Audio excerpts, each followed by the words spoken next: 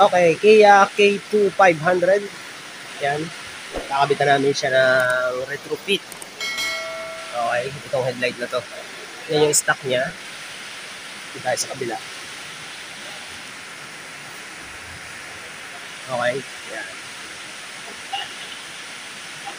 So, testingin ko yung ilaw. Okay, so ito yung ilaw niyang headlight. Yung LED na rin siya. Yan.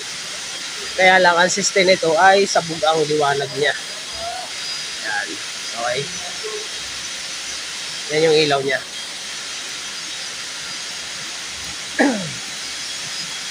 Ayan o. Kaya kung makikita nyo, ayan, kalat na kalat ang liwanag niya. Okay. Ayan. Okay. So, ang gusto ni Bossing ay hindi ganyan ang liwanag niya. Kalat na kalat eh. Oh. So, kakabitan natin siya ng retrofit. So, ayun. Pakita ko ulit sa inyo yung headlight. So, ayun. Babaklasin ko na muna itong headlight.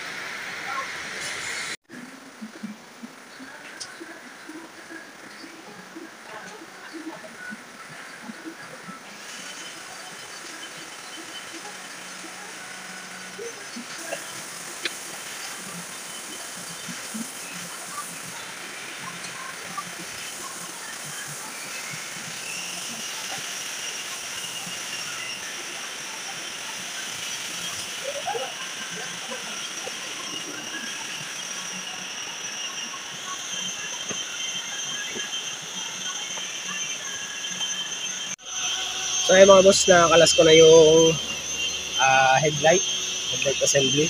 Dalawa lang naman ang tornilyo nun. Kabilang gilid, tapos ay clip na lang yung yung dito sa side na to. Hihilahin nyo lang yung palabas. Tapos dito, syempre, ganun din. Dalawa lang yung tornilyo. Hila lang yung palabas. So ayun, papakita ko naman sa inyo kung ano yung ikakabit kong assembly. Let's go. Okay, so ito yung ikakabit kong retrofit mga boss. Okay. By Xenon projector lens, auto key LED. Yan. So ito yung assembly niya na retrofit. So ang HID nitong ikakabit ko ay, ang code niya ay H1. Yan. So ang kasama niya, package kasi yan eh. So may kasama na siyang HID. Yan. Ito yun, H1. Tapos yung mga adapter niya. Yan, yung mga package niya. Siyempre yung wiring nung H4 igniter ang tawag dito. Tapos syempre yung balas niya. Yan. So yun. Diyan ko ilalagay mga boss. Okay. So ito yun. Ito ay may angel eye na. Yan. Itong ring na to. Nakikita niyo yan mamaya pag natapos na. Okay. So yun. Okay na ito. Babakin ko na lang yung headlight. Tapos ay kakana ko na itong assembly natin. So yun. Okay. Let's go.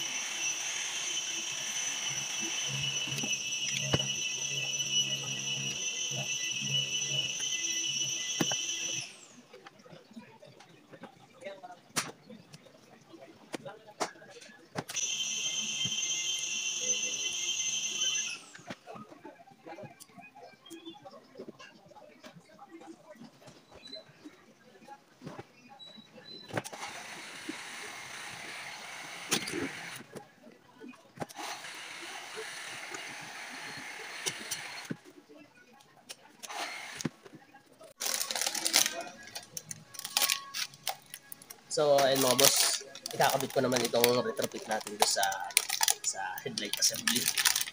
So, yun.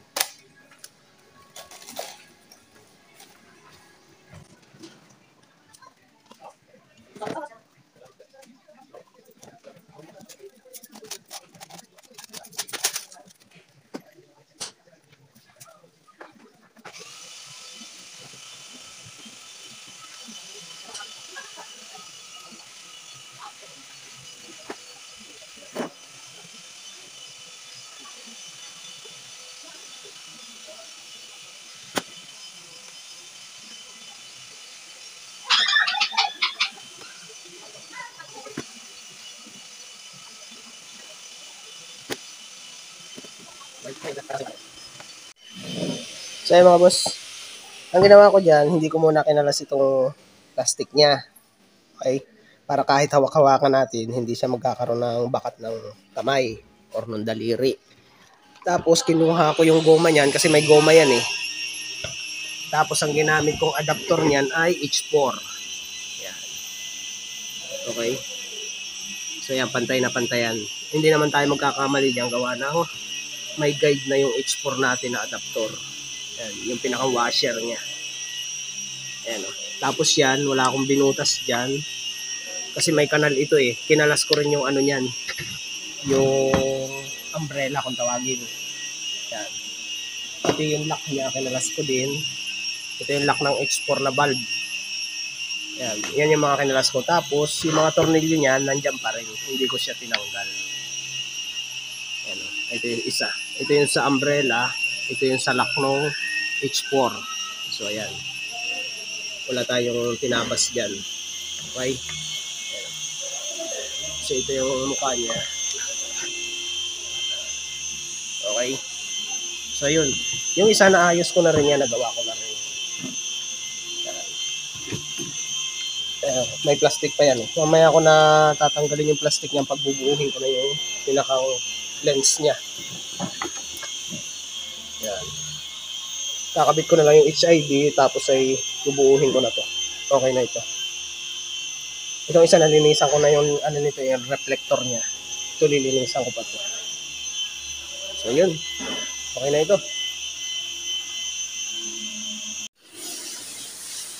So yun mga boss. Nailagay ko na rin yung HID. Ayan. Tapos nilagyan ko rin siya ng rubber dust cover. Ayan. Ganito yung itsura niyan. So usually nilalagay yan ay pag ganyan. Ang ginawa ko, pabaligtad na ganun. Para yung labi niyang ganito, nakasuksok sa ganun, sa loob. Para safe. Ayan. Okay? So ganyan ang itsura niyan. Ayan. So dito naikabit ko na yung mga pyesa niya. Tapos yan yung lock ng HID. H1 ang ano ng HID nito. So yun, yan ang finish niyan. Okay. So ilalagay ko na yung dust cover niya. Yan, ganyan din naman ang itsura niyan. So yun. Okay. Yan. Okay na ito. So yun, bubuuhin ko na lang yung lens niya. Ayusin ko na to para wiring naman ako kasunod. Okay, okay.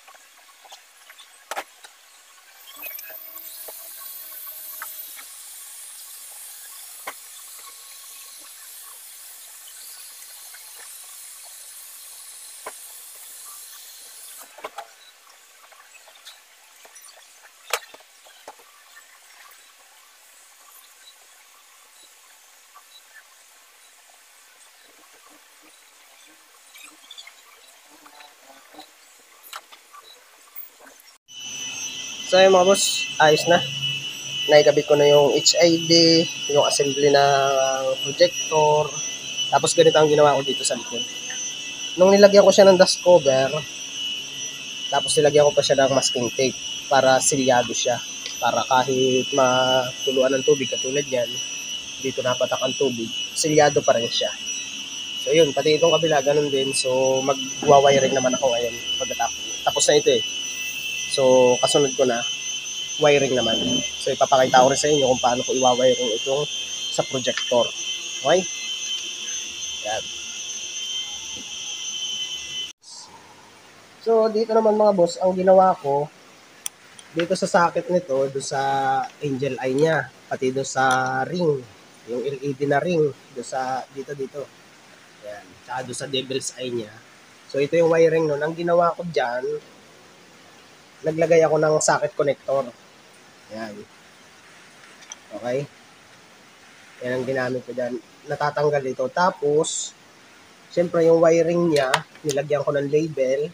So dito, ito yung wiring ng park light. So may label ako dyan, black. So negative, tapos ay positive.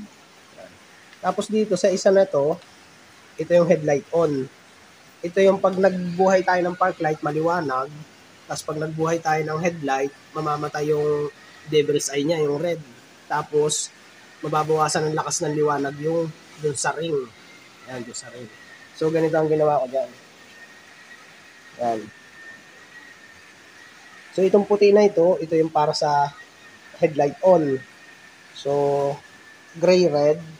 Tinabahan ko ang wire niyan mga boss. Gawa ng itatap ko ito doon sa balas eh. Papakita ko naman sa inyo mamaya pag binayiring ko na. So, ayan yung may label yan. Lalagyan nyo ng label para madaling i-check.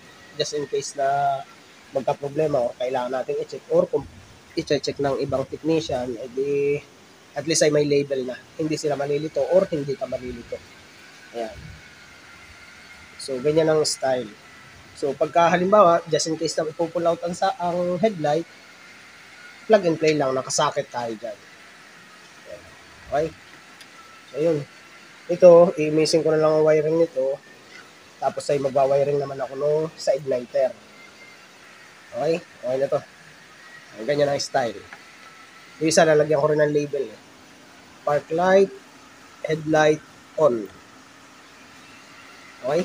So, yun. Ganyan lang.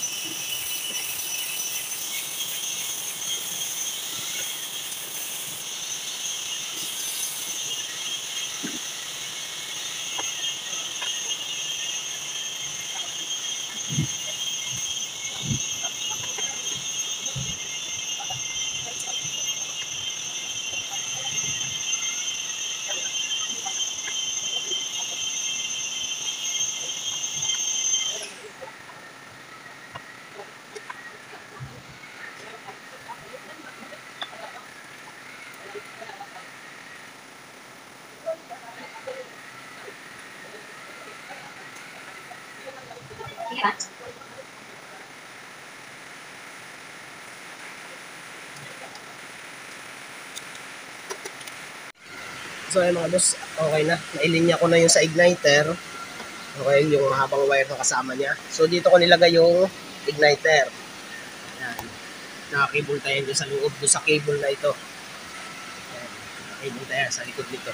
So ito yung balas, dito ko yan nilagay. Okay? Yung ground dito ko nilagay yan, yung isa. So ito, naka-standby pa itong mga ito. So nilinya ko yan dito. Yan. Okay? Yan. Tapos ito. Tapos yung ground nito mga boss, itong isang ito. Yan. Dito ko naman yan ilalagay. Maglalagay na lang ako ng nut dyan. Yan. Kasi sa tornilyuhan na yan. So yun. Tapos, ikakabit ko na rin ito. Yan, may label na tayo dyan. Okay? Pakita ko rin sa inyo kung paano mag-install nito. Nandun pa yung headlight sa kabila. Iniwan ko doon sa lamesa. So, hinugot ko na muna yung socket. I-install ko na lang dito yung wire. Okay? So, ito yung sa park light at headlight on. So, yun. Okay, okay. Ikakabit ko na muna ito.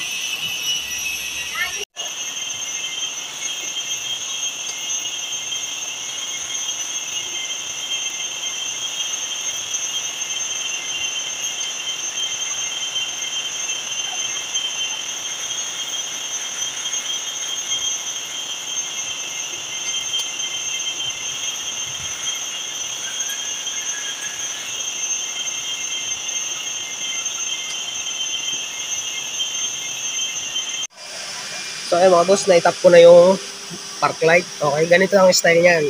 So, nakasakit siya. So, yung abang ko na wire. So, black sa negative, syempre.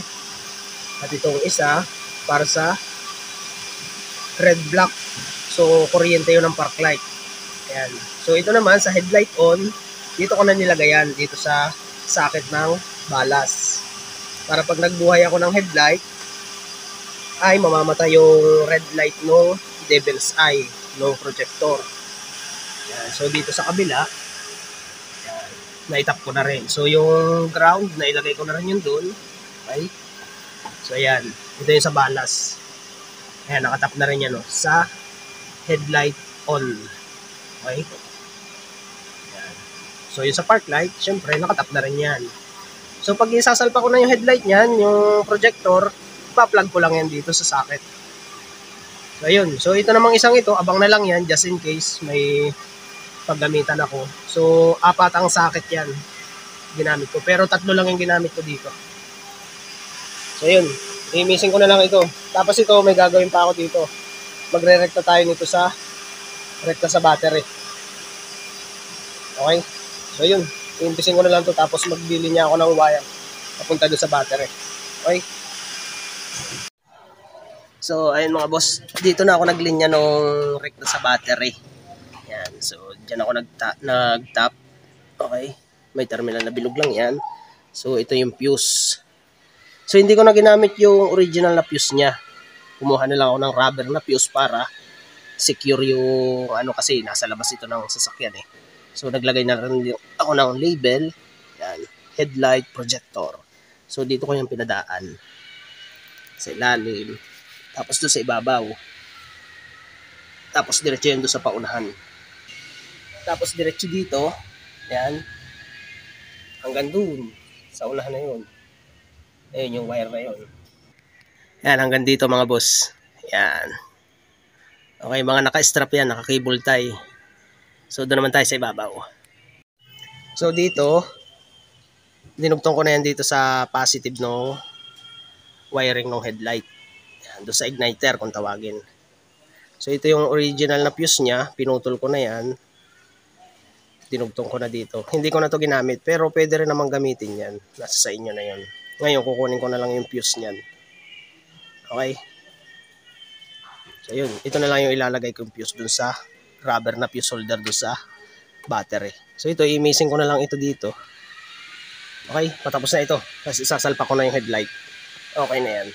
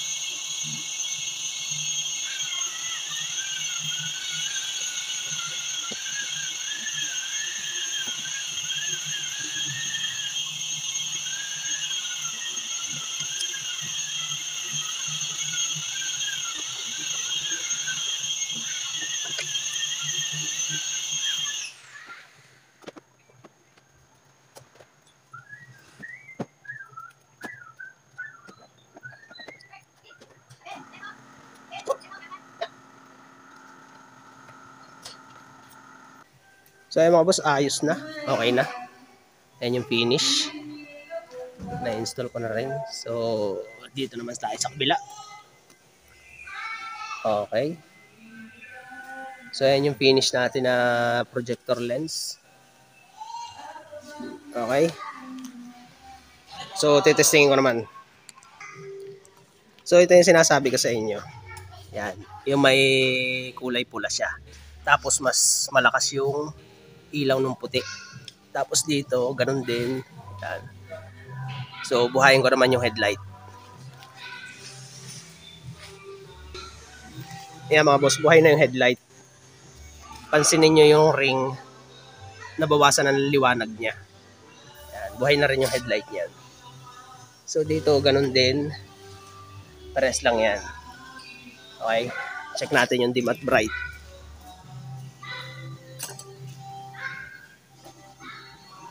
Yan. Na-adjust ko na rin yan mga boss. Ibinaba ko na yung tutok niyan. Okay. Ayan. Bright. Dim. Bright. Okay. So ayan o. Okay. So ayan.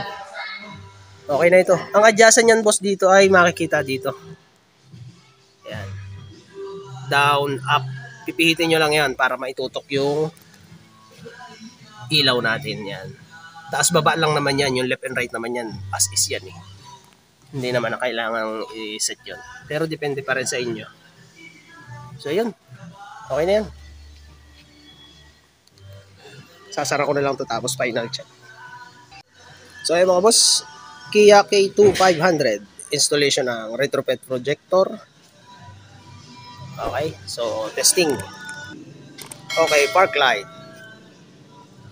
So yan yun. Okay. Okay. So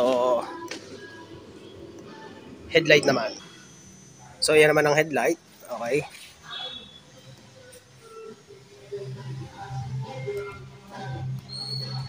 Okay, okay. Ayos na. So ayun. Okay na. Kia K2500. Thank you, thank you, thank you.